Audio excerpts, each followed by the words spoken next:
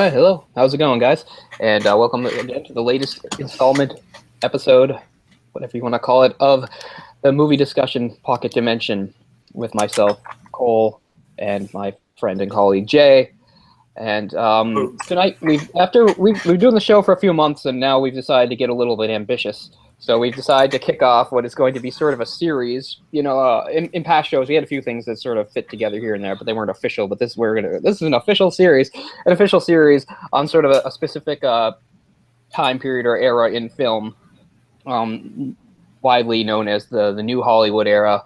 Sometimes the Auteur period, sometimes the American New Wave or the Hollywood Renaissance, but mostly New Hollywood, specifically a movement that came in the late 60s. And, with any sort of these eras, nothing's too clearly defined. You look it up, it says maybe it lasted from about 1967 through 1976, but I think there's leeway on both sides of that. So I personally think it lasted a little bit longer. But anyway, so that's what we were going to hope to cover. And we don't mean to necessarily do it in any sort of chronological order per se. We thought that we would touch on some of the films that were certainly part of the movement, but also some of the films that came before that were considered influential to it. This was the 1960s, probably the decade of the 20th century that probably had the most radical change of any decade. I mean, as time goes forward and things happen faster and faster, there's more and more change, but still the 60s still holds up even like all these years later as a lot of change in a short amount of time. You look at life, again, we're speaking basically North America, we'll say, but I mean worldwide too, in 1962 and then compare it to 1967, and it's kind of mind-boggling to think that's only like a 5-year gap. So many things have changed, technologically, politically, pop culture and what have you. It almost seems unrecognizable that all that happened. So it's no surprise that this is when the New Hollywood era really kicked off.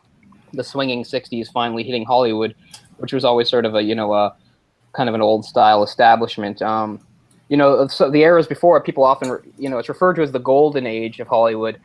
And in case people aren't really sure what that means, or they think that maybe it just meant it was when the best films were made. It doesn't mean that at all. It basically means that it was back in a time when Hollywood ruled the entertainment industry. It had almost no competition. It was the thing in North America and America. It didn't really, it didn't have any serious competition from other forms of entertainment or media.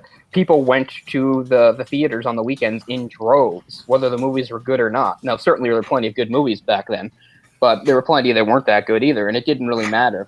But what we saw in the 60s was that stranglehold that Hollywood had was more or less gone. If it wasn't gone, it was on its way out, because mostly the rise of television, of course. Television, which had been, in the 50s, sort of a curious medium that only some people had access to. By the 60s, it was commonplace, and shows were getting more sophisticated and stuff. So there suddenly you had that as an alternative. And then within the industry itself, Hollywood didn't dominate as much as it used to. Now, foreign films were becoming a thing that people in America were exposed to, and a lot of them were feeling, hey, this is a lot better than what Hollywood is doing, which, of course, has a direct influence on this.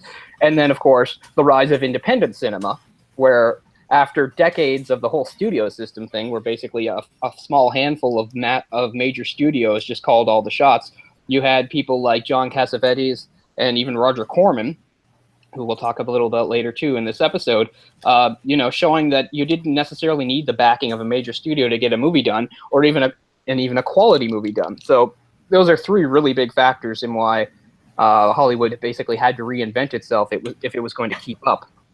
And it was great timing, because this saw the rise of a whole new generation of filmmakers, directors, actors, writers.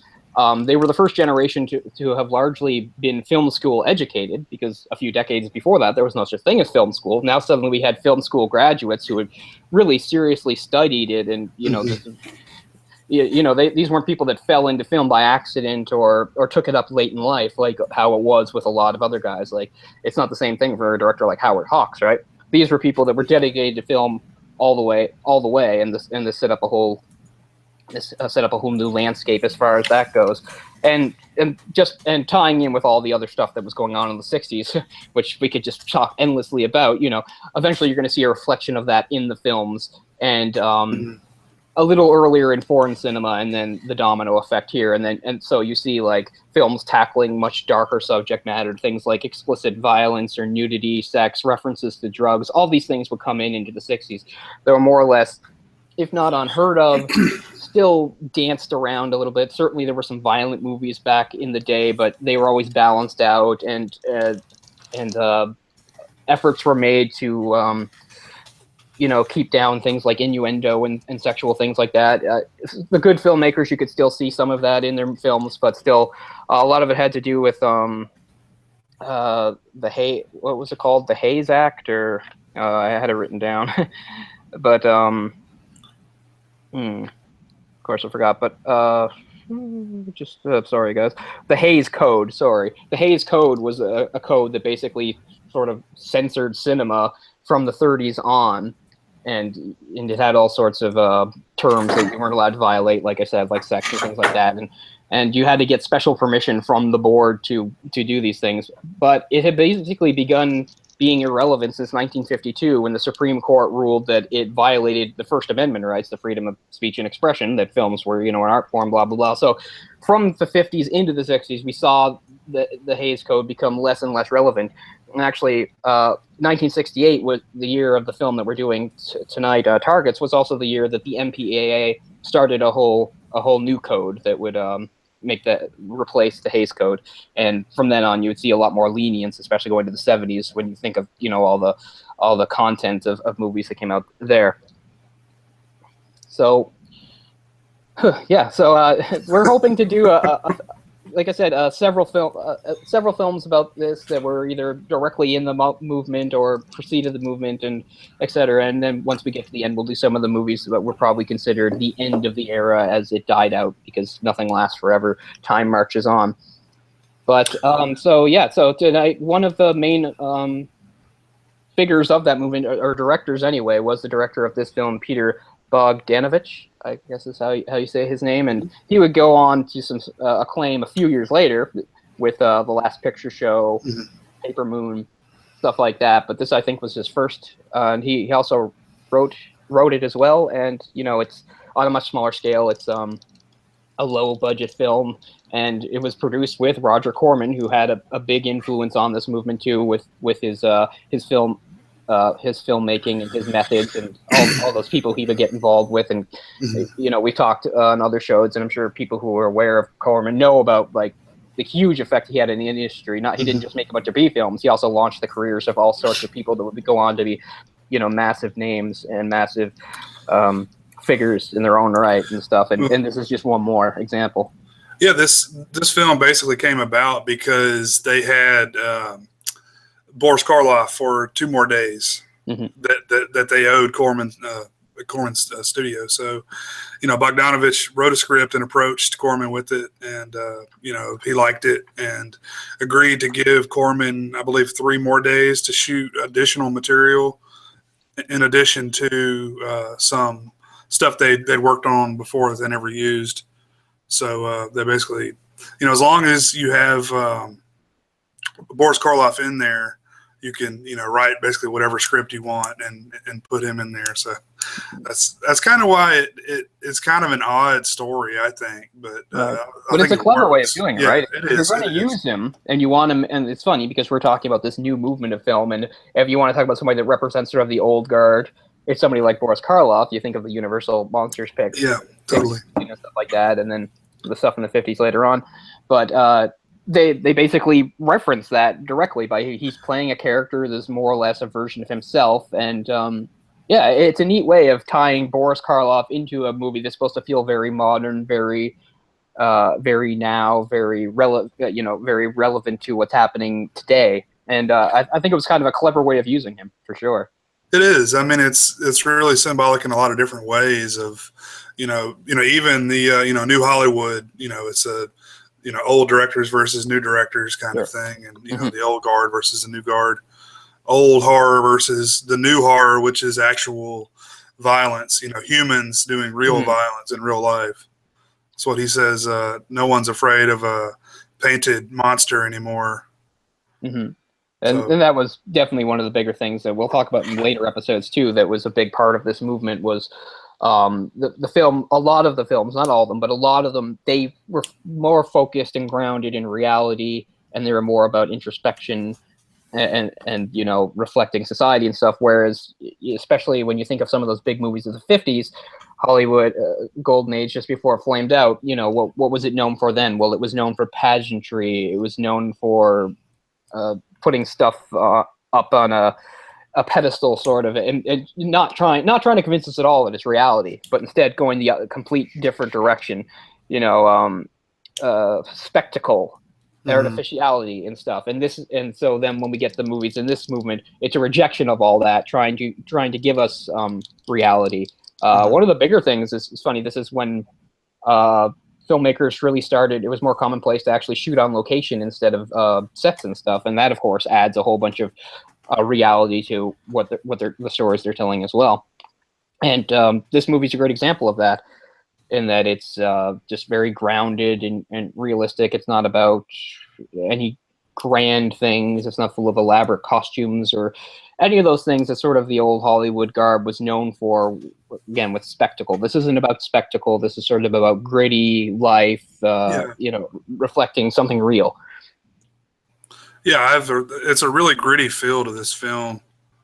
It's I think it really adds to it as well. The low budget feel. I think it helps it. I really do. All right, so this film was obviously influenced by a real life instance too. Charles Whitman, the shooter at the Texas University in 1966, who went up on the tower and started basically murdering people at random with a sniper rifle, and he was heavily armed and stuff. This movie follows a very similar path to that, so you can call it one of those sort of ripped from the headline story. But again, I like what they do with the juxtaposition with Boris Karloff's character. It's an interesting idea, and it really does create a great contrast for sort of if you step back and view it from the bigger picture, like we're doing, of seeing this transition of cinema, of being this fantasy thing that people went to for escapism into this transformation of cinema, where it will often reflect the world you're already living in. And I think it's the randomness of it that's so terrifying, in my opinion. Because there really is it's just to murder people. It doesn't matter, man, woman, child, whatever. And what was the guy's name again? The tower killer, Charles Whitman. Charles Whitman. He was actually he had a brain tumor, right? Isn't that what they found out was the reasoning for his doing that? Sure. So and he was also a trained sniper in the military, and this guy's a Vietnam vet, which is even more society trying to make a point there about the war and everything else. Yeah, exactly.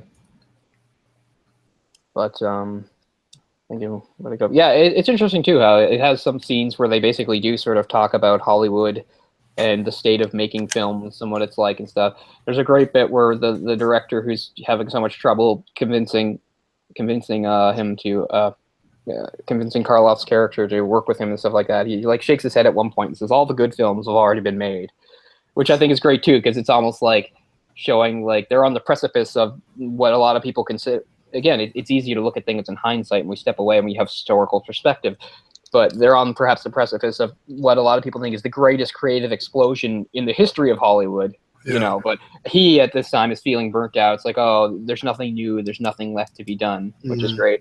And I think that juxtaposes again well with this idea of a killer just sort of killing people at random, which isn't necessarily a newer modern idea per se, but it became sort of a thing that was really public by then. There's always been serial killers, there's always been spree killers, et cetera, but it really wasn't until around this time, in the mid-late 60s, that this was the type of thing where you would hear a lot more about, and and because of the media and stuff, and now you've got killers that might imitate other killers and all that sort of scary stuff going on too.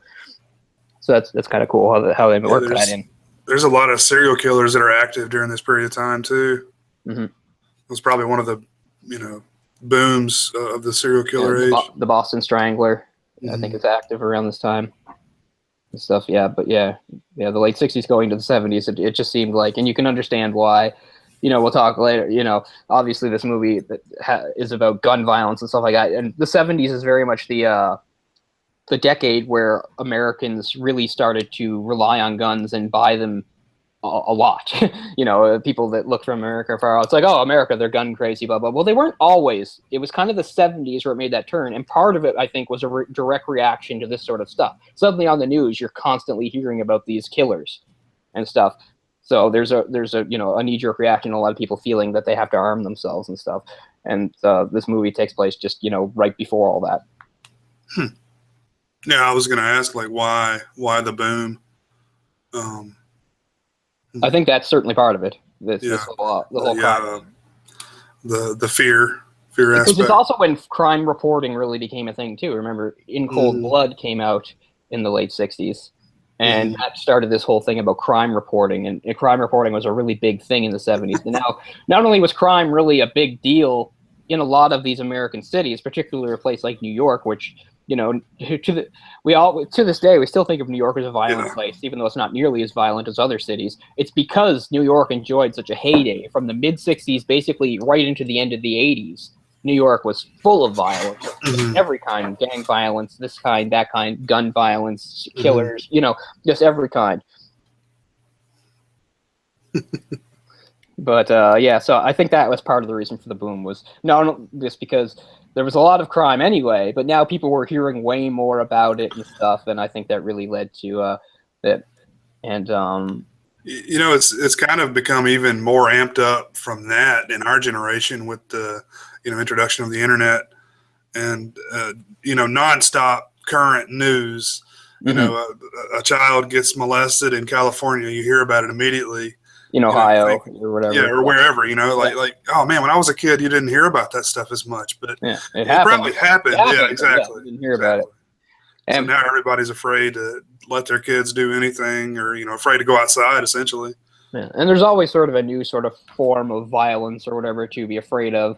If it's not serial killers, there was during the Cold War era, there was plenty of sort of, I wouldn't say outright hysteria, but there was certainly the idea that there could be spies and agents. And nowadays, of course, there's the idea of all sorts of people that could be, leading double lives as terrorists. Right. This guy that you bowl with on the weekends, well, maybe he's part of some radical group, whether it's a far right-wing group or some Islamic group or something like that. And, he's meeting with them and making up plans to blow up something, because we hear a lot about that now too.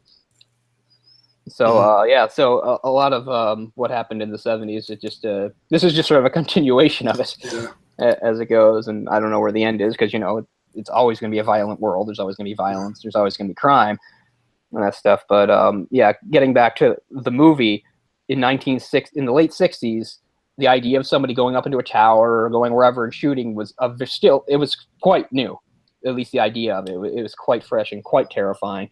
And of course, the availability of guns and things like that. We're 99% of people, they don't even think about that. They go into the gun store. They're gonna whatever, and they show that too, right? Like he and his father had been responsible gun owners throughout their lives. They knew the gun store owner guy. He chats amicably with him, and then all of a sudden he's turned into the worst nightmare ever for somebody to have a gun. And it's kind of interesting. Well, I mean, even now, it's like you flipped a switch and now this guy's a psychopath. But, if they ran a background check on that guy, they wouldn't find anything.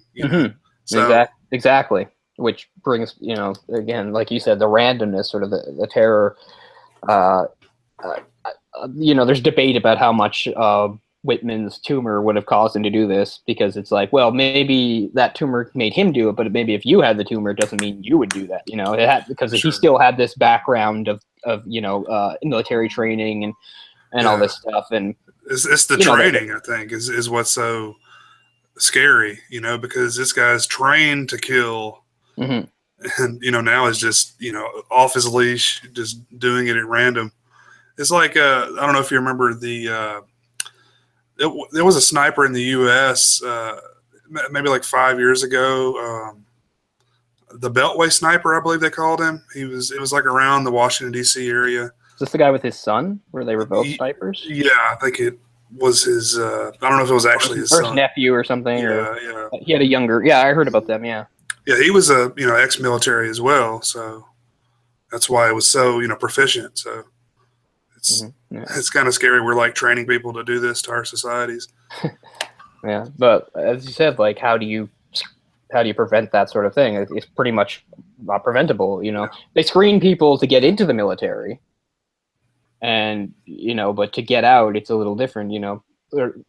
We live in a society where people are very aware of things like PTSD and stuff, but still, that doesn't necessarily mean you're going to know if somebody's going to snap one day and use their training to hurt innocent people. Like it's not the type of thing that you can just predict at all. Actually, I saw something very recently just before this about some woman. She was like 23 and she worked in the military, and she had like a service dog that she worked closely with, and like she filmed. She got discharged and she was fine, and she like filmed herself shooting the dog, and then a few days later killed herself. And you're thinking, wow, like what happened to her? What did she go through? And maybe more details will emerge on that. This is a very new story that I just happened to read like 2 days ago and stuff. So yeah. I hadn't heard that. But as we say, the killer in this movie is, to all intents and purposes and all appearances, the last person you would expect. He's a white guy, for one thing. He's clean cut.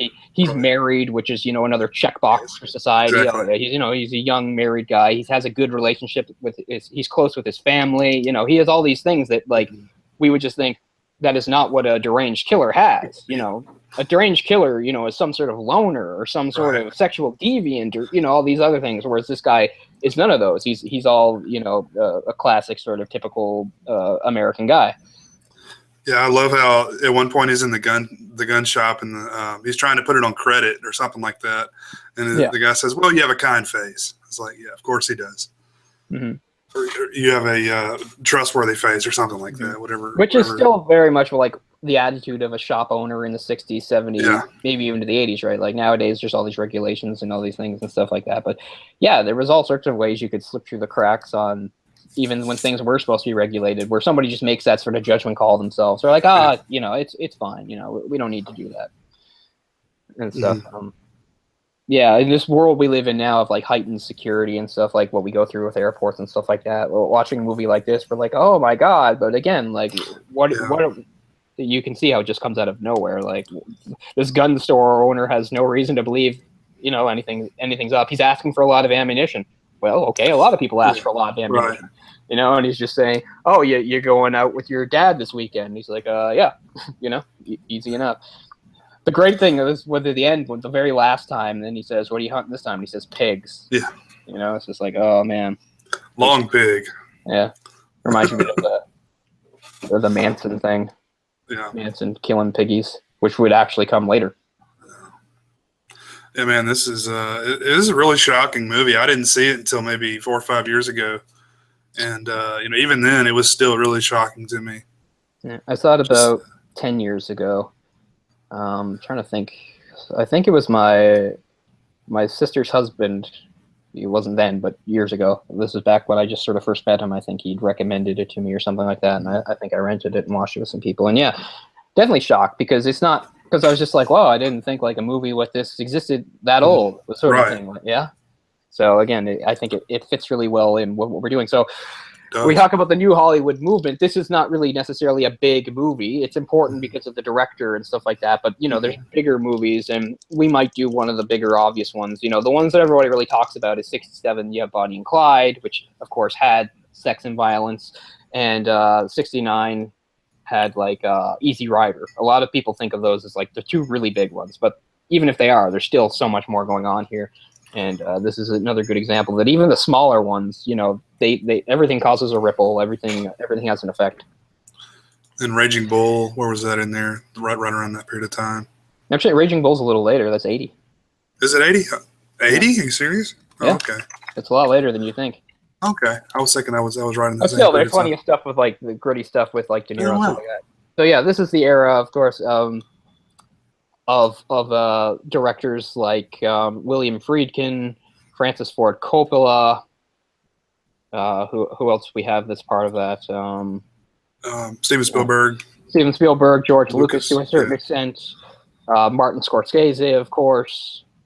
You know, like just some of the biggest names though in any era. All sort of, Still, and still relevant today. Yeah, yeah. they were all sort of coming out of this movement. And again, almost all of those guys were like film school educated, and unlike previous generations of filmmakers, you know, they were very much cinephiles all the way, like even before they got into it and stuff. And they're not to say that previous generations they weren't into film or they weren't trying to make art. It's just that these guys sort of had sort of an advantage just because of the time period they grew up in and the training they received. And plus, they also, we talk about the 60s, we have the counterculture thing going on. It's a perfect time to start doing experimental things and things like that, because now, again, Hollywood has sort of, the big studios have started to relinquish their control because they're realizing they don't have the monopoly that they had. So they're saying, okay, you know, young filmmakers, we think that you can help us connect to this young audience that we're losing. Go do whatever you want. So this is also beginning a period that didn't last, but a period that you saw sort of almost unprecedented creative control for some of these directors. And later down the line, we'll talk a little bit about that, and we'll talk about how that sort of flamed out too. But Yeah, that's one thing I was going to mention too. That's with the changing to the new, the younger guys. You know, with this era, you really had much more creative control, and you know that went away. What about maybe 75, 75, 80 when they lost that control? Yeah. You know, unless you were Steven Spielberg or someone. But yeah, people going mad with power. But yeah, that's really interesting, and you know, really gave us a lot of really, really cool films that you know explored subject matter that we wouldn't have seen otherwise, and just lots of really interesting things. It's my favorite time in film. Really, is probably that period of 10 years, 65 through 75 or so. Yeah, I mean, it's just such a creative gold mine. Just all these firsts, and just all this great stuff. But one thing that doesn't really happen in this movie, but as it gets going again, is and we'll talk about in later films too, is also how actors would change too. You know, you go back to the old Hollywood and stuff. Actors were all kind of very much the same. They were in that they were very waspy. You know, they're white bread, clean cut type people. Like plenty of them were good actors. It's not like they were bland or anything like that. But I just mean these are the only people getting the leading role, like the Jimmy Stewarts, Cary Grant. Grace Kelly, you know, just any of these people. Sure. But you can name a whole bunch of them, but when you think about it, like culturally or ethnically, they're all part of the same thing. Whereas in the 60s, we finally started to see that change too. I mean, you've got, of course, Sidney Poitier, not just being the token black, but a very sort of different kind of black man to a lot of these audiences, in that he's suave and well spoken, and not just playing token roles. You've got lovable Jews like Dustin Hoffman and Woody Allen. You've got swarthy Italians like De Niro and Pacino. You know, so the floodgates just sort of open that, and of course you see some of the more exotic foreign beauties like a Sophia Loren type. You know, the mid to late 60s was when all these people started to come in, and finally Hollywood wasn't just like, again, this artificial world full of white bread people. It was starting to reflect more the real world, what the people that actually lived in it, because suddenly there were people of other colors and other cultures and et cetera, et cetera. You don't see that much in this movie, but again, I like how this movie is sort of part of that and harkens back with the whole thing with the character played by Tim O'Kelly.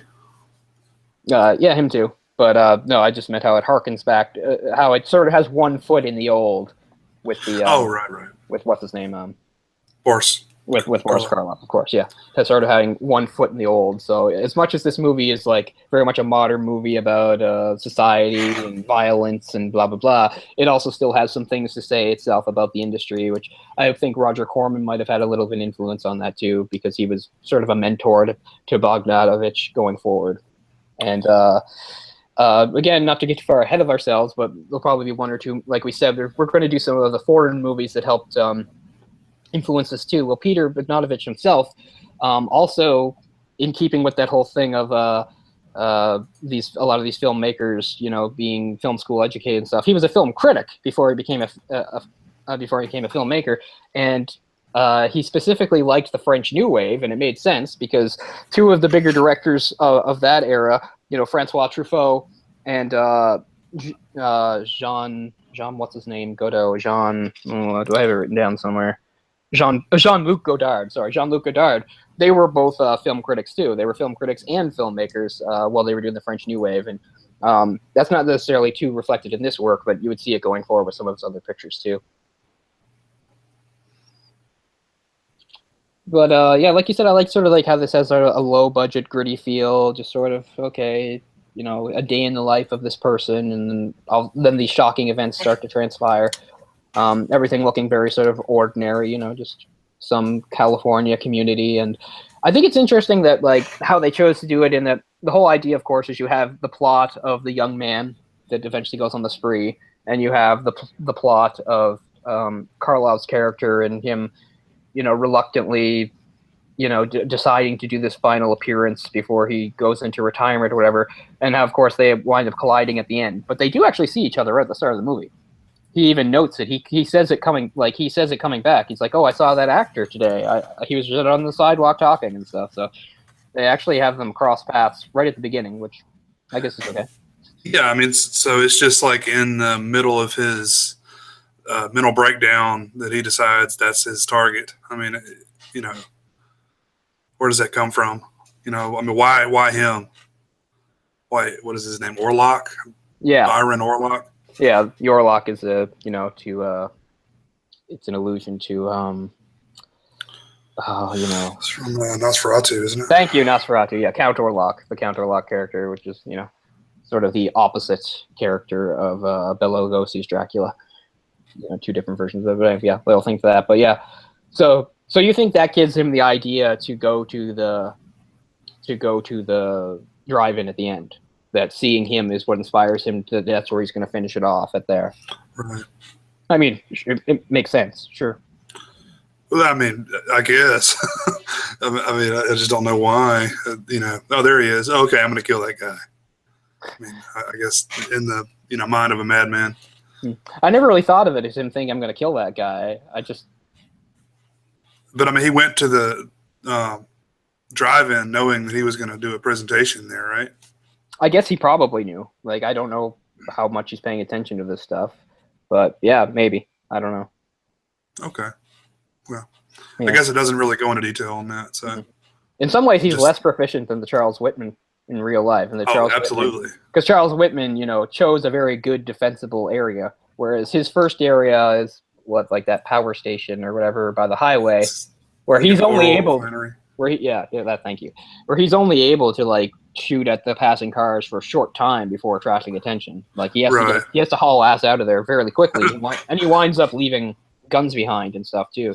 Yeah. Whereas it took them a long time to get to Charles Whitman because he really thought this out. He shot the people on the very top floor to get in. Nobody knew he was up there. Nobody knew he was up there till he started firing, and then. You know, it took people even a while to pinpoint where it was coming from, and then even when they could, you know, it was how could they get to the building without, you know, him having a clear line of sight? So it took a very long time for anybody to get to him. Whereas this guy, it doesn't seem it's as well planned, which I guess is good. But it keeps the body count from going too high, but he definitely kills, you know, at least like probably 14, 15 people and wounds more. Mm-hmm. Yeah, that whole scene was shot without sound, so they ADR'd all that in. They had to do all those sounds in post. Mm-hmm. Because he gets up to the spot on the oil tank or whatever to take aim, and he lays out all these guns very carefully. Mm-hmm. And then he just has to run and leave them a lot of them behind and stuff because it's not long before like police come on the scene and stuff. But yeah, it just shows how terrifying that sort of situation was. You're driving in the highway and suddenly somebody takes a shot and somebody in the car gets hit.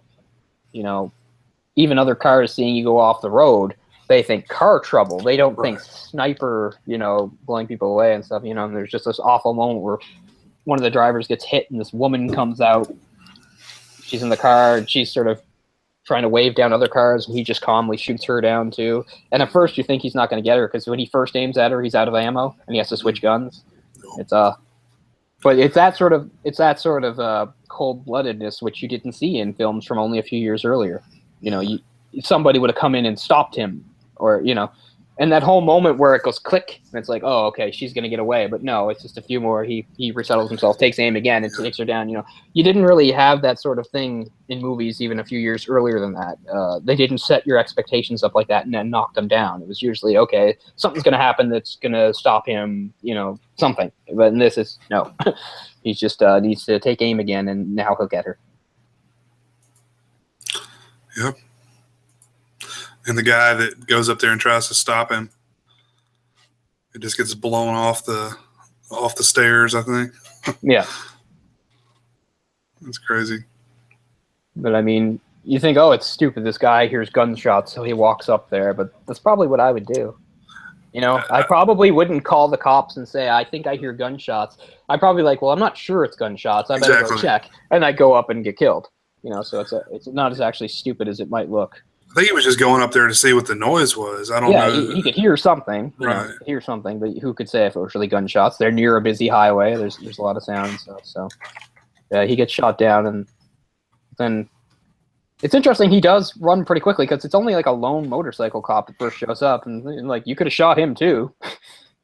You know, it's not like they had a SWAT team and everything ready, but he sort of panics, which I guess sort of shows, I don't know, that he's efficient in one hand, but he's still, you know, he's not perfect. He's cold-blooded and efficient, but he's still... I mean, essentially, he could have stayed up there until he ran out of ammunition because, you know, he would have shot him as soon as they tried to come up the stairs. Mm-hmm. I mean, unless they had a helicopter or something, they wouldn't be able to get him. But that does give credence to the idea that he really did have a plan, like, that was only going to be phase one, and that he really did want to get to that drive-in thing, you know? Yeah, so that's true. If that really was like they leave it ambiguous, like how much of this was planned or how much of it was improvised on the spot and stuff. But I mean, if you want to believe that like it was really important to him that this would only be phase one and that he would switch locations and go there, well then it makes sense in that context. Although again, he comes very close because he's not even cool about, because at first you're thinking, well, this is still perfect, as it would be in real life. If you were in his situation and you were shooting, blah blah, then the cops come. You could just calmly get in your car and go the other way. The cops are all showing up on the scene. You're gone. But he still panics a bit, drives too fast, and attracts the cops. And then he's just very lucky to get away from them. Yeah. Because it all could have been over right there, you know. I mean, you don't have to be the best cop in the world to think, hey, somebody driving really erratically fast away from where we're hearing shots, that could be, you know, suspicious, you know. And then they could have gone after him, caught him, and that would have been the end of it there. And he's just very fortunate to get away. Yep. But it's definitely that letter he wrote that's really the most chilling thing, you know. He wakes up early before his wife and everything like that. She's asleep in the bed. He's typing down, to whom it may concern. He says, like, my wife is asleep now, but in a few minutes I'll kill her. Then I'm going to kill my mother. And he says, I know they will get me, but more will die before they do, you know. So he's laid it out right there, you know. Not any reasoning, not saying like, oh, fuck this world, or I hate, you know, government or Jews or anything, you know, nothing like that. It's just, you know, I'm just going to kill as many people as I can. It's just all he's saying. And that's the sort of the scariness that came along with it too, I think, around that time, where people, even if people were used to a certain amount of violence, they still had some sort of reasoning to attach to it or something like that. And this was sort of a new scary breed of violence where there's no answers. Nothing you can like wrap your head around. And this is, again, you start hearing about the reports of various serial killers and stuff like that. And again, they had reasons, I guess, but no reasons that would make sense to any rational person. He's a Satanist, or he smokes marijuana cigarettes. Yeah, exactly. Or, you know, whatever bullshit excuse you want to attach to it. Sure. You have to blame someone, right? You can't just say that they're fucked up. Yeah. But so for him, it's just straight up like nihilism, you know, which is a terrifying thing in any era, because it's not, you can't reason with it, you can't understand it. And, the only way you can really stop it is the same method, you know. I mean, it is odd. He does wind up getting taken alive, which again is pretty rare for these sorts of spree killers in real life. Spree killers are almost never taken alive. They either get killed by the police or decide to kill themselves. Yeah, I mean, I think most of the people that this is based on all killed themselves. I know there was a sniper on the 101 freeway this is loosely based on, that killed himself before, and of course the guy in Texas. He didn't kill himself. He was actually killed. He was killed, right? Yeah.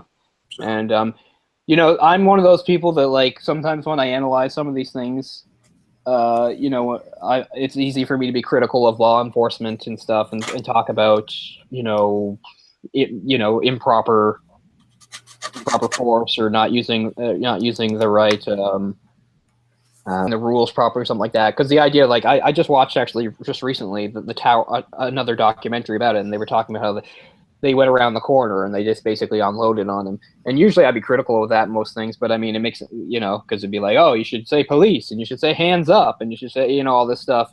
But in the case of a killer like that, I totally get it. You know, it's like, this guy, he's not going to be taken alive. You know, do what you have to do. If you had to turn the corner, don't give warning, shoot him down. I mean, that's the right thing to do. Well, yeah, I mean, who knows if you're going to have another shot? Yeah.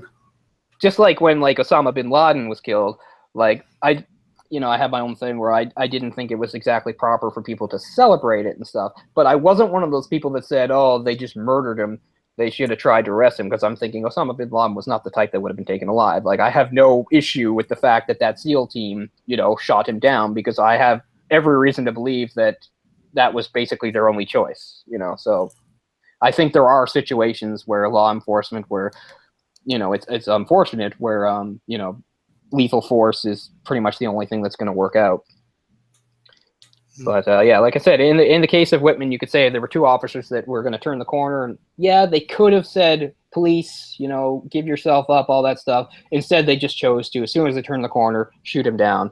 And I can't feel like that was the wrong decision, given what this guy had done, and given what he was, you know, would have kept on doing and stuff. It doesn't seem like he would have in any way given up quietly. He either would have fired at them, possibly killing them or hurting them, or he would have turned the gun on himself, or he might even jumped off, I don't know, and stuff. So, oh yeah, would have been suicide by cop at the very least.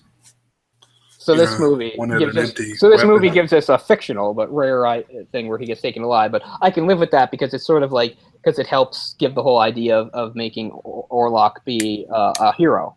You know, he gets to be the hero of the movie. Right. And you know, you have that final thing where the old Hollywood old guard followed the rules. You know, he scared people, but it was all in good fun. Blah blah blah. Meets the new world's real monster, this nihilistic, cold, efficient killer and stuff, and it's kind of cool. And basically just beats him into submission, which is kind of great, because then you see. But the other thing that a lot of people want to believe about most of the killers, which is I think true about 90% of them, is, you know, that they are basically cowards. You know, and once he gets hit a bunch, he just sort of curls up, and, you know, he wasn't going to hit anymore. He's able to coldly execute all these people without thinking a thing of it. But once somebody's actually violent to him, he has no, like, real response to, except cower in fear. Yeah, he says, is this what I've been so afraid of, or something along those lines? Yeah. And that's the other thing about sort of real life horror too, is that you have people that are capable of these monstrous things, and of course they're very scary, but, you know, you take away their weapon, or you take away their element of surprise, whoever it has, like, usually they're actually kind of pathetic people. I think we talked about before, you know, in movies we will have serial killers that are extremely dangerous people in any situation, like somebody like Hannibal Lecter, where, like, you can't even sneak up on Hannibal Lecter in a crowd. He's ready. He'll, like, stab you. Like, think about how that guy tried to pickpocket him in Venice. You can't even pickpocket Hannibal Lecter without getting killed deftly, because Hannibal Lecter is this fictional sort of killer who's on all the time. But the fact is, most of these serial killers, as dangerous as they are only dangerous because of the advantages that they give themselves. They, like, creep up on people at nighttime, or they're armed and they're not, or they pick on people much weaker than them, like women or children and stuff like that. Like, there are some very dangerous people out there, but most of them luckily aren't serial killers like what we see in the movies. And this guy's kind of the same way. He's highly trained in all this stuff, blah, blah, blah, but his gun fails him, and then he gets slapped around a bit, and then, you know, he goes to pieces.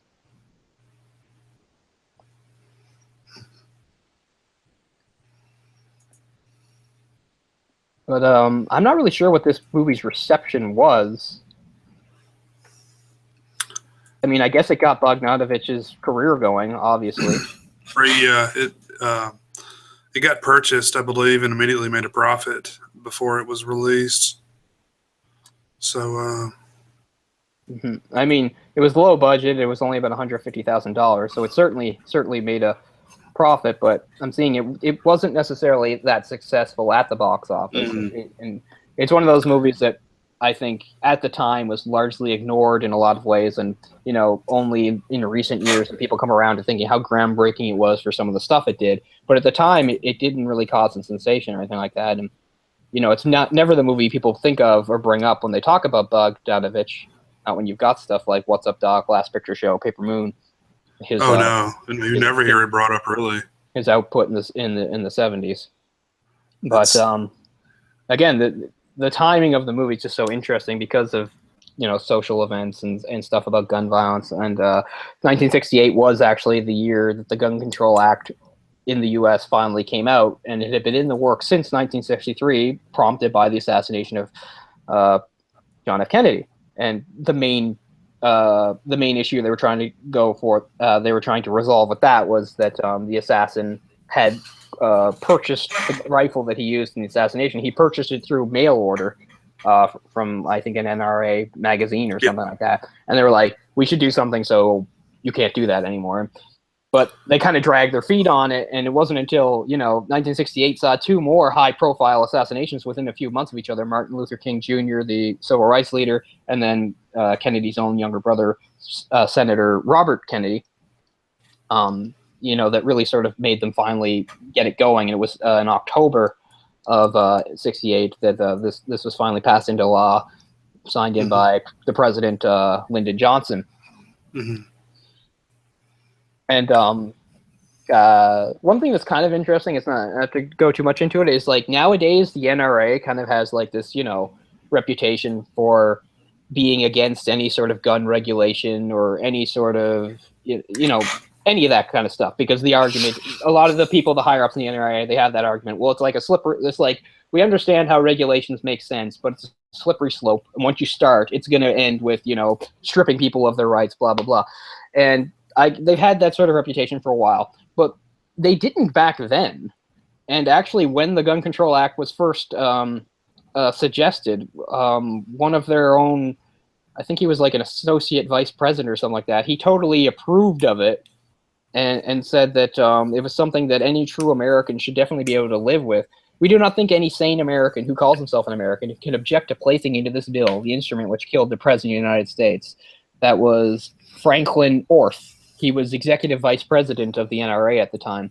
And if you go back even further, if you go into the 1930s, the actual president of the NRA was all for, and he thought that there weren't enough gun regulations and was all for implementing more. So it's kind of like anything, like when people talk about political parties and stuff, it's like, this party 100 years ago is nothing like is now, even though we think of it that way. The NRA is kind of the same way, because a lot of people nowadays, the NRA has this reputation of being very stubborn and anti-regulation and stuff, and I guess it's true for now, but that's something that could change, because as recently as only a few decades ago, again, it was really the 70s where this stuff started to take a turn. Just like how somebody that was a big supporter of the NRA through the 80s was Ronald Reagan, but Ronald Reagan, when he was a governor in the 60s, had all sorts of problems with guns and stuff, and he was fighting against the Black Panther Party in the late 60s, because the Black Panthers had exploited the fact that in California it was completely legal to walk around with a gun as long as it was visible and you didn't point at anybody. That was allowed in California, and Ronald Reagan was extremely disturbed by this and thought that was something that they should do, and that led him on a path to some other, not anti-gun, it's not anti-gun, but some other stuff about regulation. But by the time he was president, he was completely turned around on all of it. So, things change. It's just kind of cool. Yeah. The NRAs, they've become a politically motivated group. Sure. They're very, whenever you mention any kind of regulation, they immediately get on their guard. And, because it's a really popular topic these days, especially, gun control. And, sure. I can kind of understand the slippery slope theory there, but yeah, it is what it is. Yeah. They kind of take it to an extreme, but you understand why they would say that and stuff too. But sure. I just wanted to point out that even though that is the position the NRA has now and has had for a while, it's not always what it had. So sometimes, we think of organizations and stuff, and we think of them as completely unchanging or just eternal or always being one way. But they weren't, and it's very possible that in the future the NRA will change on that again, because that's just sort of how the world works. But yeah, 1968. What the Gun Control Act itself did, I'm trying to think. It mostly had to do with interstate commerce in firearms. Yeah. Basically, the idea of not being able to buy guns from state to state, and I guess. You couldn't, like, before that. You could just like buy a gun and have it shipped directly to your house. Mm-hmm. It sounds kind of crazy. Yeah. So that's not necessarily a bad thing. It basically prohibited interstate firearms transfers, except among licensed manufacturers, dealers, and importers. And a little asterisk there, because at the time, those things didn't necessarily need a license. So it started the path of making sure that these people had licenses to do that. So, and I think it also may have limited felons and mentally unstable people. Yeah, there's a whole article on it called "Prohibited Persons," which they began as early as 1963 and stuff like that, and that's the whole thing. But that's enforced by the ATF, and that's one of the things that's made the ATF become almost sort of like a boogeyman to. I'm not going to say anybody on like the pro-gun side, but again, when you talk about NRA and stuff like that, they like to bring up the ATF as an example of like the government going too far, like the idea of like the government just interfering with people's lives, because they will often paint the ATF as these guys that will go in and you've got guns that you purchased legally and use responsibly, but they'll just take them away.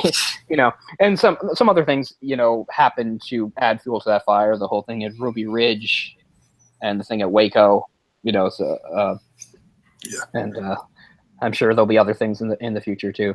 But yeah, so in 1968 the whole gun landscape was very different than it is now, but at the same time still had a lot of the same core issues, more or less. It's like, which just comes down to who can have a gun, or are there certain guns that maybe you shouldn't have, that kind of stuff. And that's just something that continues to this day. Yeah. Yeah, we're still having that same discussion. Yeah, for sure. And again, it's funny because the 70s is almost like a love affair with guns, in that was when guns. I mean, there were always guns portrayed in a very positive light in a lot of the old Hollywood movies, because you had like the good cowboys using them and stuff. Right. But at the same time, you also had the gangsters using them, like using Tommy guns to mow people down. But the 70s was really when you started to see like kind of the lone hero with the gun, the Clint Eastwood, the Death Wish character and stuff like that too. So, and. So yeah, it's a complicated issue then. It's a complicated issue now, obviously.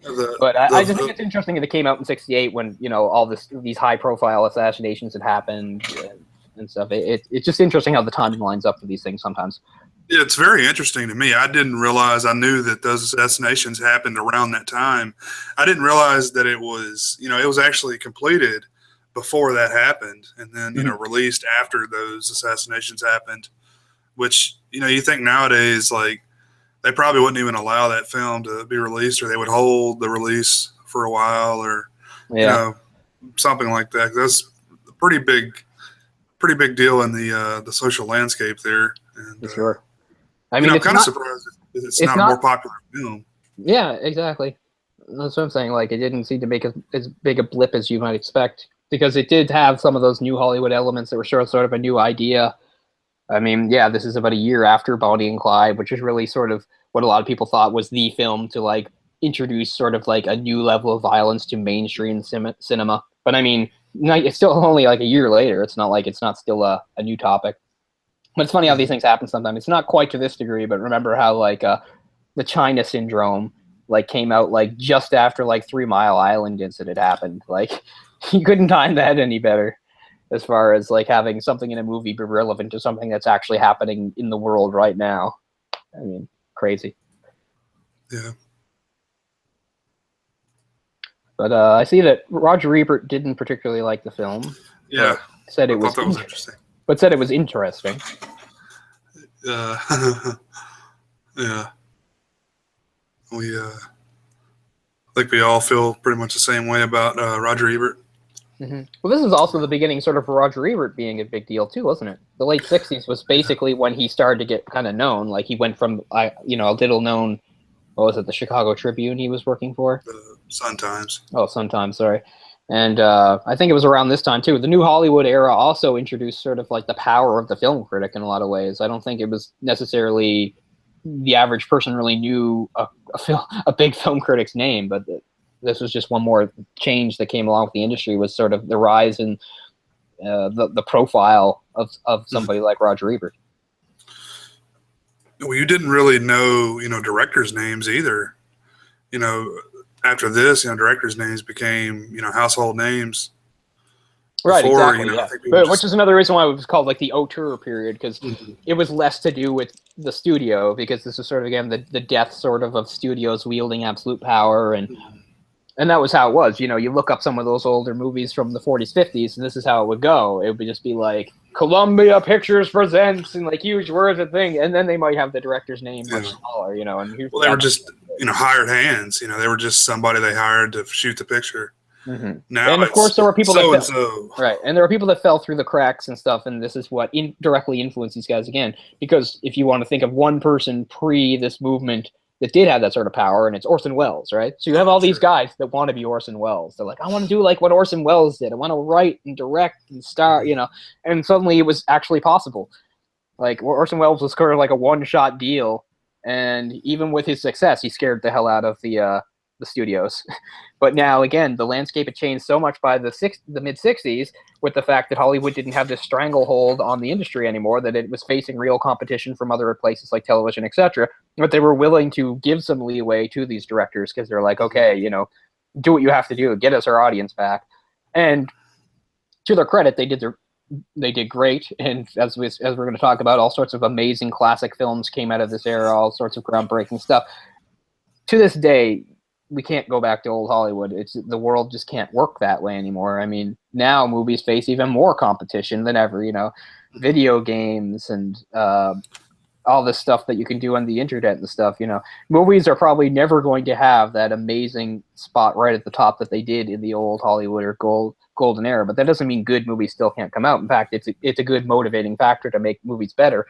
And it's also weird too, because when movies were at the top, they weren't necessarily seen as the great artistic thing they are now. You saw them reverse. Television basically became the foundation and forced movies up top into the high art. It's like, okay, well, TV is the lower form, but like, the real important stuff, that's film. And that wasn't until this era too that started being seen. So even if you were a big movie star like Cary Grant, nobody necessarily thought that what you were doing was high art.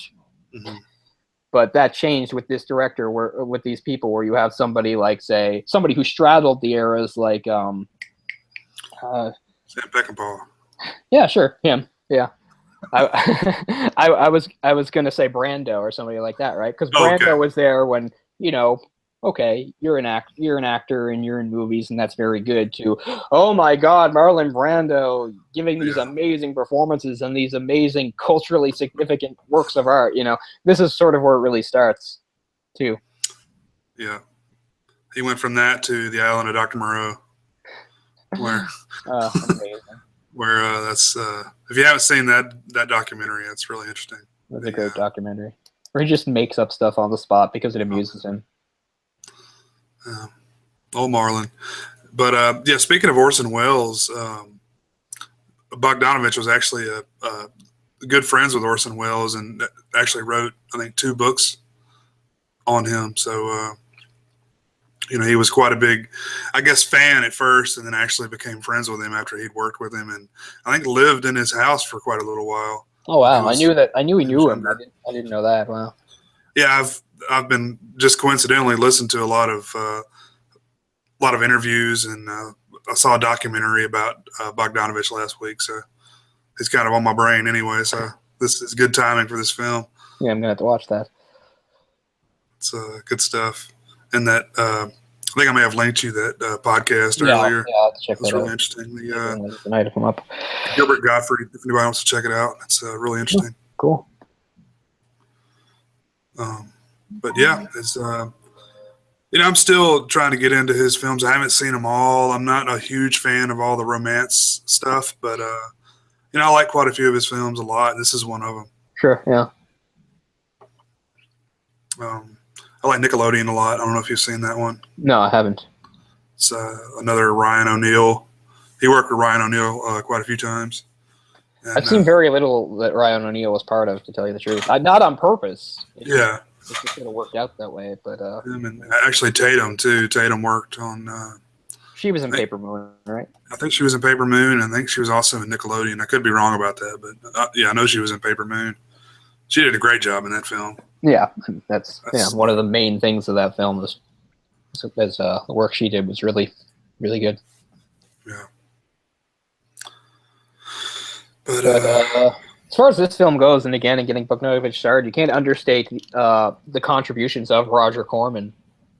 They were in LA working together, got this movie going and stuff, and it was okay. It was during this time that he struck up the friendship with Orson Welles. Okay, and they were talking and stuff like that. But yeah, it's just interesting to think of the huge effect that Roger Corman would have on Hollywood in general. Whereas like so many people that like know the name just know like, oh well, he did all these B movies and stuff like that, and not really realizing like all the people that he not only worked with but was directly responsible for them going on to greater things and stuff. And Bogdanovich just being one more, because again, and he was sort of everything that like the studios of that period, just as that was dying, like hated. Like somebody that was saying, I don't need you to do these. I know how to make films, and I don't need the massive power or the star presence or whatever of the studio name to do it. Like, I don't need you and stuff. So this is another big shift that was going on. I mean, to this day, the studios are still important, but the roles have changed a little bit. Well, yeah, the formula he had worked, and look at all the talent that he produced. With the just the directors and the actors that were in his films to get their start, and he would take a budget that was just ridiculously low and to turn a profit just about every time. So it's the system he used, and it worked for him. And a really impressive guy. I think really respected guy in the Hollywood community as well. Mm-hmm. You hear everybody, Scorsese, I think Coppola may have worked for him a little bit. Of course, Bogdanovich.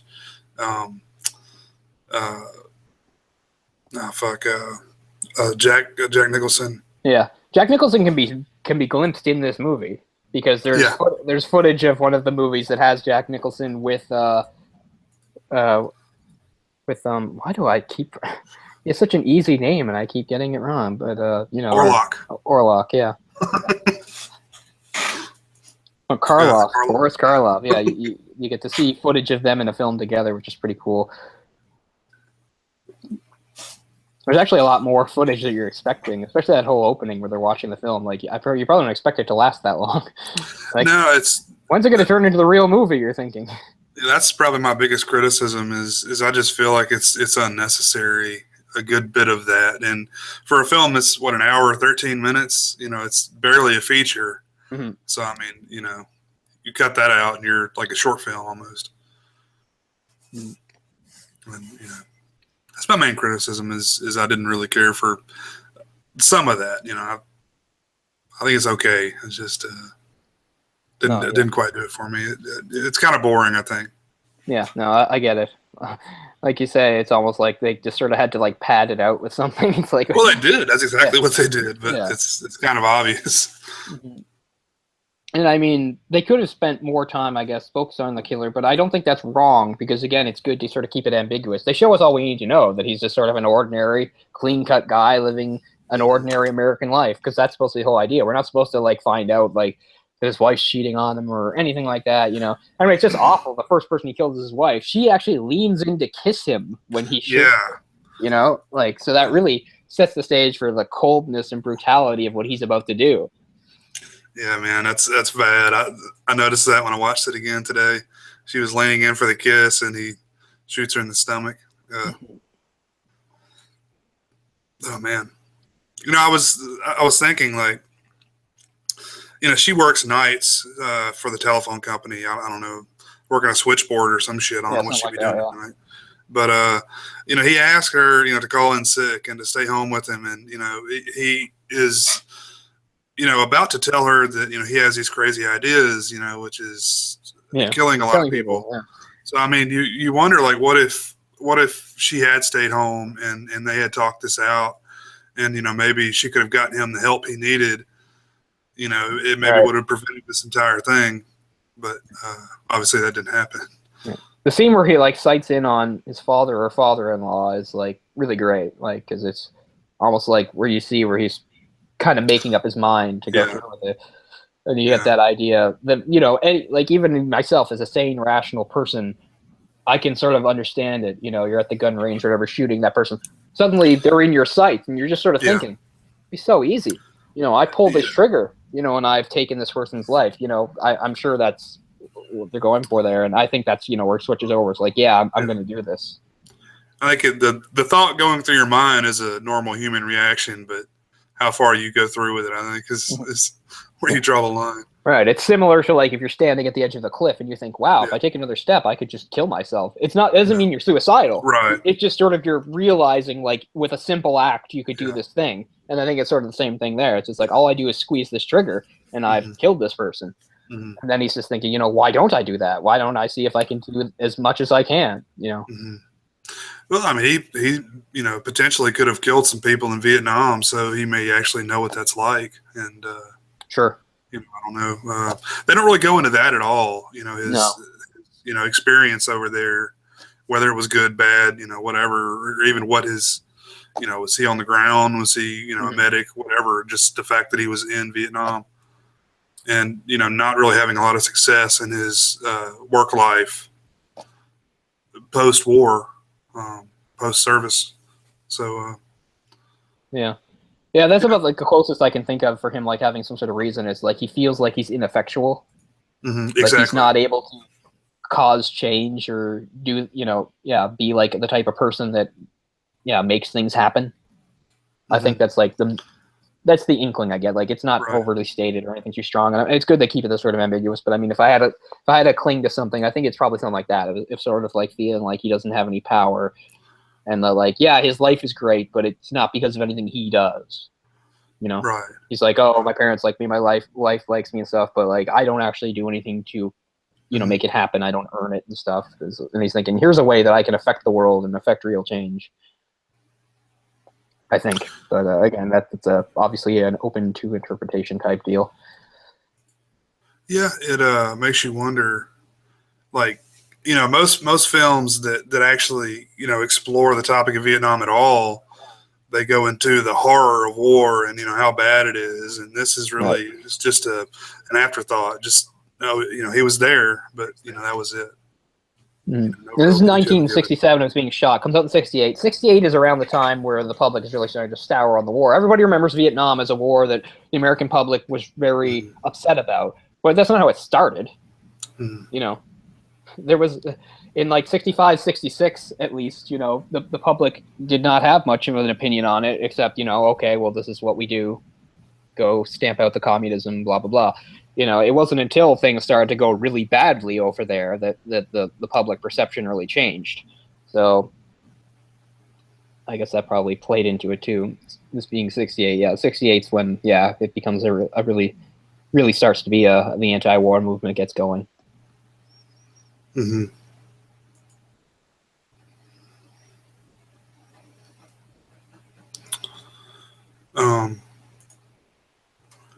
But I mean, would you want to wrap up here, or do you want to?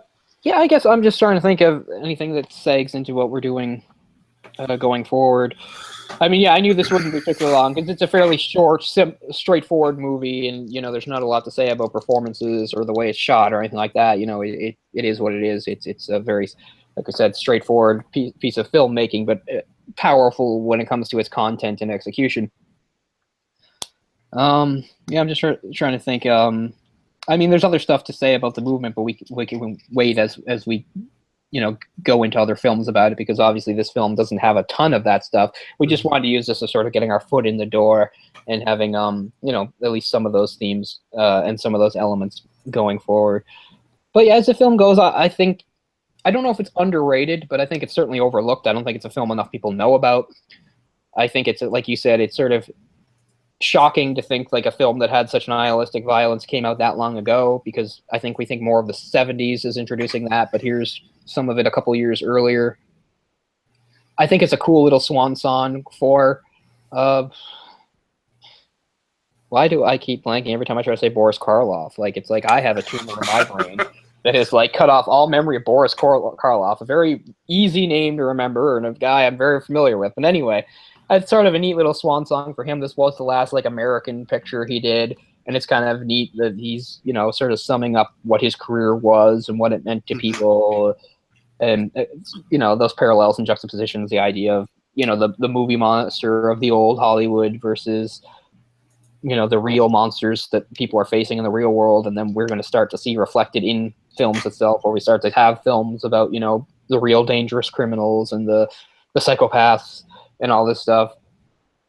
And we're still a few years away from having some of the criminals humanized too, like they would do in The Godfather, right? The Godfather is all about gangsters that they're ruthless and they'll kill people, but they show us the human side of them too and stuff. That's going to come in the next few years too. But yeah, I just think it, like you said, it's a sort of a clever way of using Boris Karloff. It's like, well, Corman's like, he owes me work, so you can put him in the film, and you're thinking, well, I'm not trying to do anything about the old Karloff stuff, but then he comes up with sort of a neat way to like make Karloff being in the movie, relevant to the plot. I think that's kind of cool, and I think it's something that somebody like Roger Ebert didn't seem to give enough attention to or credit for at the time. He seemed to act as if they were trying to force together two things that didn't work. I feel like they worked fine. Yeah, they do. As good as they could work, I guess. Yeah, exactly. I mean, you can see the film not having him and having some other character, and the whole ending having a slightly different conclusion. Well, they could have not even had that character in there at all. Well, yeah, that's what I mean. Like, it would be a different sort of character instead. Only focused on Bobby. Mm-hmm. But yeah, Boris Karloff was like in really poor health when this was shot. I think he couldn't even really stand up. Like, he had braces on his legs. And yeah, when he's walking with the cane at the end, it's very labored. Like, he's not even acting. No, oh yeah. I think that was a great part of the movie, though. He's just sort of walking slowly and deliberately towards him, and he's not afraid. And I like that too, because I do think that, I mean, you can't say that about, make these generalizations about everybody's different, but I do think there is sort of whether you're a courageous person or not, I think it is probably true of people that have lived to a certain age, that they just sort of get a certain courage from that. Mm-hmm. It's kind of like, I'm old, I lived my life, what happens to me doesn't matter. I'm just gonna, and I sort of get that feeling from that walk there. He's just like, well, here's a killer with a gun, and maybe he'll shoot me, but I'm gonna try, he's not afraid. And I buy it. Like, right. I buy it. I think he's an old guy. He's seen a lot. He's prepared to, if he's going to get shot, he gets shot. Right. He's not afraid to die. Yeah. So I think it works from that level too. And again, it is a movie, so it is more interesting to see that than, some more realistic idea of like the police taking him down, like what happened with Whitman and stuff. I mean, as courageous and brave as those guys were, at least they were doing their jobs. Although they were actually aided by a guy who wasn't a cop that they deputized for the moment. He was covering them on the other side with a shotgun. He was just some guy, and they deputized him.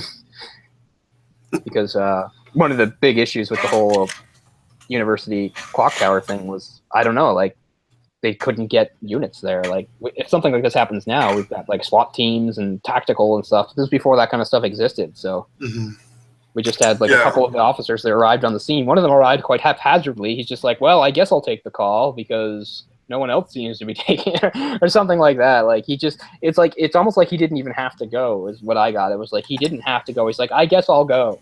And then he winds up, on the scene of this, terrifying situation of a sniper in a tower. But, Yeah, Yeah. as far as it being, since it's still a movie in fiction, it's neat to have Boris Karloff's character Orlok be kind of a hero and take him down, and have the two, the fake monster of old meet the real monster of the modern world and just take him down. He's just sort of a callow young man, and he has a, what does he say? Oh yeah, he says to the cops in the meeting, he's like, I hardly ever missed, huh? Like, he wanted the cops to give him a compliment on his accuracy. And they shoot him in the face. That's one. Yeah, it really showed there at the end, like his, he was cowering. He didn't have his power anymore. His power was all in the weapon, which I think again speaks to, the gun control issue. Oh, for sure. Yeah, because I mean, it's a seductive thing. The idea of being an ordinary person and then having something in your hand that makes you powerful. And makes you effectual and makes you matter. I'm an ordinary person, but now I've got this, and this changes everything. So it definitely has that sort of a seductive lure for anyone. I don't mean just weak people or gun people. I mean anyone. I can certainly understand it, and how corrupting it can be, and how for the most part you have to applaud most normal rational people, because there's plenty of people out there that are even gun enthusiasts. They own a lot of guns and stuff, and they take the responsibility extremely seriously. And, Sure. And they follow all the right rules and stuff. Because that's the thing. Like he's sighting in, and the father never thinks for a moment that he's thinking about shooting him, but he's still saying, it's an obvious gun rule. It's like you can't, don't sight in, because that's how accidents happen. And he's just like, oh, sorry, I don't know what I was thinking. Yeah. Because that's sort of like an obvious rule with guns. You don't sight in while somebody's out on the range or whatever. I was just checking the elevation. Oh yeah, that's what he says. Yeah. Yeah, I was going to mention this. Due to its controversial nature, Paramount only released it after inserting written prologue denouncing gun violence. Oh wow. And I don't think that was in the version I saw. I don't think I saw that. I've never seen that. I've never seen that. So I'd be interested to see what that looked like. Yeah. So kind of interesting. Probably speaks to the assassinations that had happened soon before the release of this film. And I mean, with the next few years, there were quite a few assassinations of civil rights leaders around that period of time. Yeah, Malcolm X too. Mm-hmm. Medgar Evers is the one here that was killed in Jackson, Mississippi. And we have, that's what our big airport is named, Medgar Evers Airport. But yeah, the role of the gun in American society, I think, was really starting to change going into the 70s and stuff, whereas a lot more people were buying them and stuff, and it was showing up in media more and stuff, and you were hearing more about like high profile crimes with them. And then again, you had people that like, it's sort of like the beginning of the arms race that we have now, where everybody's like, you fear your neighbor, so you buy guns, so they buy guns and stuff. But you see a lot of that starting and it being highlighted by like a group like the Black Panthers. The Black Panthers are like, okay, we have a very strong message that's going to be unpopular with a lot of people. We freak a lot of people out. It's like, we better be armed, and yeah. I mean, I guess that's some of it too. But the open carry laws. I mean, we just passed an open carry law like last year, so technically, unless the business has a sign posted at the door, you can have a gun in there as long as it's not concealed. Wow. So you see a lot of people with holsters, carrying guns, on their hip these days. So you do, I don't. Yeah, but I mean, we have a lot of violence around here, a lot of gun violence, and that's that's what is provoked. There's a few other states in the South that have done the same thing. I found a book on Amazon that's like a children's picture book about open carrying. It's just like this awful piece of propaganda. It's really bad. It's saying it's good or it's bad? Yeah, saying it's good. I mean, it could just as bad the other way too. I'm not talking about the message. I'm just saying the book itself is garbage. Is what I'm saying. But it I'd is love pretty to see funny to that. make a children's picture book about like a man and woman smiling, walking around, and they're talking about how they're just going to all these events with like guns on their hips, and it's like, and everybody's like, it doesn't end with them like even using the guns, like them saying, "Well, it's a good thing they were here to stop this robber" or anything. It was just like they open carry and everyone likes them. Is kind of the thing. It's just like even though they're at soccer practice where children play and they've got guns on their hips, everyone is fine with it. Is kind of what they're saying. It's just really weird. But yeah, I read that on Amazon, like reviews of that book. It's pretty funny. I'd love to see that. I think it has like open carry like right in the title, I think so. Is there some cartoon character that says the positive effects? See that. I'm gonna go look for that now. Some weird shit on Amazon. The best reviews you could. This is completely off topic, but some of the best reviews you can read on Amazon are dildo reviews. Oh. You can read like women's reviews of like huge dildos and talking about like how satisfied they were by it, or you know how useful they thought it was for a given situation and stuff. That's pretty funny. Oh yeah, there's some legitimate reviews on there for yeah, stuff. that's what I mean. Like they're being serious, but it's still hilarious to read. Like this one filled my holes really good. Yeah, exactly. I mean, yes, it's legitimate, and they are providing helpful advice to anybody that's looking at it. But I just mean just by the nature of it, it's pretty fucking funny to read. It is. It's weird that it's out there. Like you can search for something so innocent, and those results will pop up. I'm sure there's some safe search on there, but yeah, sure. It's you know, what was I looking for recently? Blackenstein. Have you ever heard of the? It's like a blaxploitation movie. Yeah, yeah. There's like one of the big releasing companies put that film out, and that's not what comes up first. It's like this huge giant black dildo that comes up first. That's Blackenstein, and then right under that is the movie. So it's pretty. So funny. we know which one is more popular. Yeah. That's funny. This one goes in my butt really well. Yeah. It's just called My Parents Open Carry. Yeah, I've got it pulled up here. Okay, yeah. It's just funny because you just have like these bland, smiling faces, and then you just got like the handguns on their hips. Like, I'm not saying like if you're carrying a gun, it makes you a terrible person or anything like that. I'm just saying it's a funny image to see. But yeah, My Parents Open Carry. Oh man, but the artwork is awful. If it's anything like that cover art. It's all like that. I've seen like the whole book looks like that, and they just have those horrible, dead-looking smiles on their faces throughout the whole thing, which is the main reason why you think they're going to take the guns off any second and start shooting. It's just because they look dangerously unhinged. They look like fucking, I don't know, like odd people. The author is a co-founder of Michigan Open Carry Inc., a nonprofit organization that promotes the open carry of a handgun. Yeah. Homeschool teachers. This book is an excellent text to use as a starting point in the discussion of Second Amendment. It says homeschool teachers because they know no fucking school will let them use it. That's funny.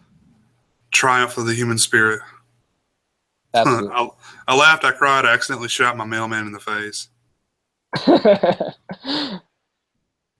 That's funny. It's pretty funny.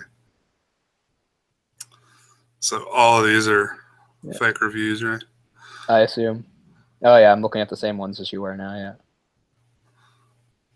yeah. It looks like the last one is serious. I don't know. Poor judgment. Verified purchase, though. Yeah. They got your money. Yeah. People who bought this book also bought Blackenstein.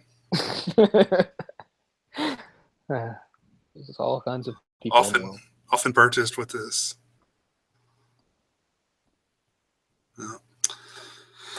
Oh, that is. If it wasn't so expensive, I would definitely buy that. But it's like $15.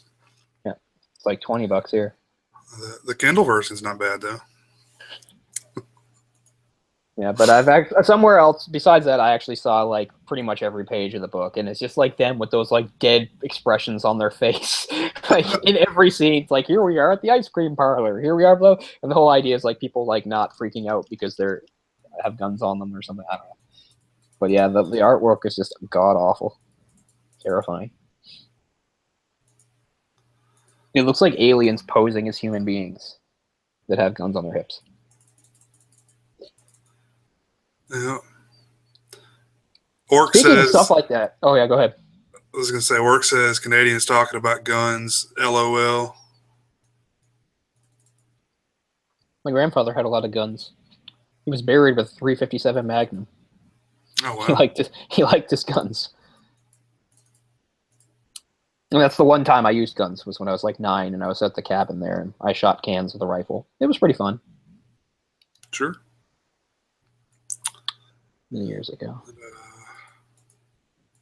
But guns are only a small part of this show, or yeah, not really a whole lot going on in the comment section. I was going to see if there's any questions or. Hopefully somebody can get excited about this whole new Hollywood thing, because we're we're all geared up for it. Yeah, we're all excited. So hopefully some people get on board with us here, because it's a great era. Yeah, we're looking at doing probably 5 or 6 more of these.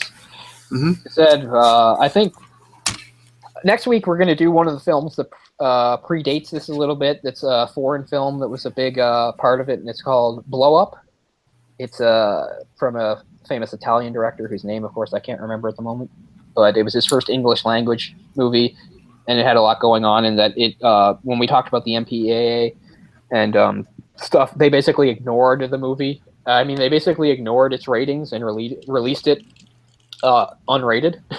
So it was sort of the beginning of like not necessarily paying attention to that kind of stuff and just going ahead with your movie regardless of content.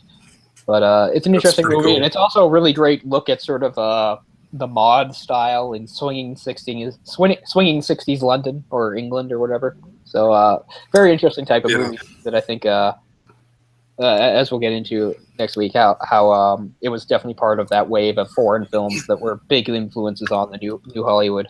I'm thinking berets and cigarettes. Yep, and lots of yeah, and rock and roll. Oh yeah. I think Jeff Beck is in the movie. And some other real rock stars are in the movie as a band and stuff. Anyway, very cool movie. And yeah, but other, if you're thinking of any of those great foreign filmmakers, yeah, that's who we're talking about when it comes to this. Like Kurosawa, Ingmar Bergman, the French guys I mentioned, like Truffaut and stuff. These were their movies were fine. They've been making movies since probably the 50s, but into the 60s now, their movies were being seen, overseas and stuff. And they were having a huge influence on filmmakers on this side of the pond, and we'll see that going forward. But yeah, Blow Up's a really interesting movie. I haven't seen it in quite a few years, but it's got a really neat style to it. And so, yeah, not necessarily, it's not New Hollywood, but it's part of the wave that influenced New Hollywood. And as we said, there's probably 1 or 2 of the bigger obvious ones that we will do. And towards the end, we'll do 1 or 2 of the ones that came at the end of the era and read them sort of part of why it died out, which we'll get into. So, yeah, it's going to be a whole thing. It's, hopefully you guys will enjoy it as much as we do. Yeah, as long as we enjoy it, right? Yeah. But thanks a lot for watching tonight, guys. And, yeah, so it's going to be Blow Up next week. And this was Targets. Let us know what you think. Yeah, just... leave us comments, questions down below or on Twitter, however you'd like to do that. And yeah, thank you for watching. Thanks a lot. And yeah, and if there's any movies, obviously, from this era that you really like a lot, share them with us for sure. Yeah, absolutely. Might even be one we wind up doing. So we'll see. Not all of this is in stone yet. We're still figuring some of it out, but we have a basic plan for it. But yeah, we will let you know for sure. Anyway, thanks a lot, guys, and we'll see you in a week. Sure. Yeah, thanks for watching, guys. We'll see you next time. Peace out.